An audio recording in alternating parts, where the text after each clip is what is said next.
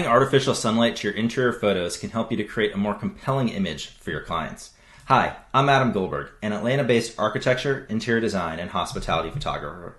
And in today's Photoshop Quick Hit tutorial, I'm going to show you how using a few quick actions in Photoshop we can create the illusion of sunlight streaming into our architecture and interior design images. Let's get right to the video. Alright, here we are in Photoshop, and I have two images I'm going to share with you. This first image is an office space, and as you can see, we have some nice soft light coming in from the right-hand side.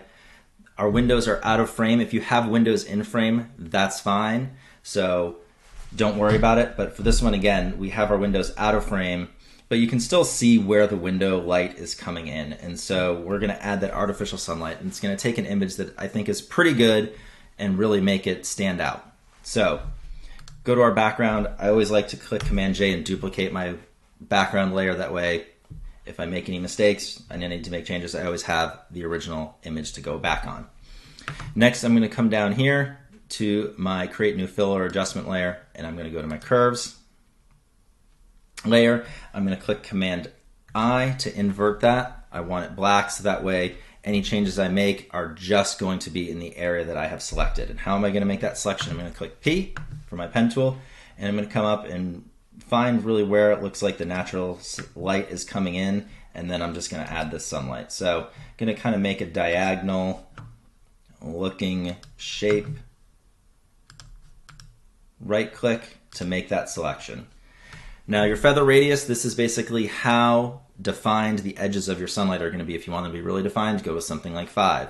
Somewhere in the middle, 20 to 40, and then if you want to go even higher and have a very soft edge to your sunlight, you can make the number even bigger. I'm going to go with 20. For the purposes of this, I'm going to click B for brush. I'm going to make my brush bigger, and then I'm going to make sure that I'm painting with white, in this case by clicking X, and I'm just going to paint in my selection. I'm going to click Command D. That's going to deselect it. Then I'm going to come up here to my properties, and I'm just going to click right in the middle and just start dragging up. And as you can see, we're adding brightness to the selection. I think that looks pretty good. So we've added the sunlight. I think it looks good coming in, but there's a couple areas here where maybe it looks like it was photoshopped in. But again, we can just use our brush. In this case, since we were white, we want to paint black. We want to add in what was there before. We can just kind of paint this in.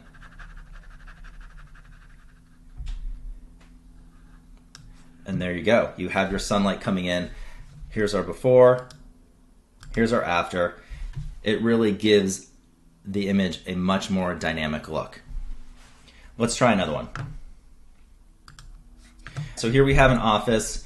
Again, our windows are off to the right. You can't see them again. If in your image you can see the windows, that's completely fine. Again, Command J to duplicate my layer. New fill layer, that's a curve. Command I to invert it, and then our pen tool.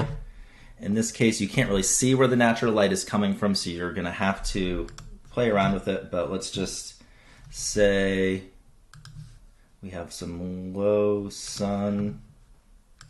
And again, you just kind of want to make a rectangle that has some angle to it. Right click, make selection, feather, we can do 40 for this one. Some softer edges to our sunlight. Take our brush. Again, make sure we're painting white. Click X to change between black and white, and we're just going to paint it in. And up in our properties panel for our curves adjustment layer, we're just going to start dragging up. Command D. So you can see how much softer this edge is than the previous image. Again, we want to make it look natural. We want it just against that back wall. So we're just going to paint out here, and you can be as precise as you need to be for that. And you can make tweaks to it here if you want, kind of change it. You can also come down to your opacity here as well and change how much of the sunlight we want coming in. So I kind of like something there, just a little bit softer. But again, if we go to before, after, it just gives a nice dynamic look to the image that it didn't have before. Hope this video was helpful for you and you learned how to create that artificial sunlight for your images. If you did like the video, hit the like button as well as subscribe. We have lots of other videos coming out. So thank you so much again for watching and have a great day.